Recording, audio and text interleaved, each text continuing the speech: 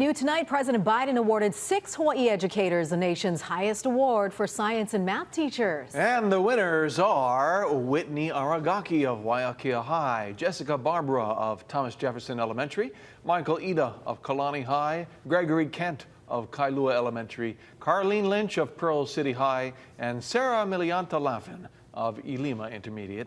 They're among 336 U.S. teachers and mentors nominated for their work in STEM education. They'll all receive a presidential certificate, a trip to D.C., and a $10,000 award from the National Science Foundation.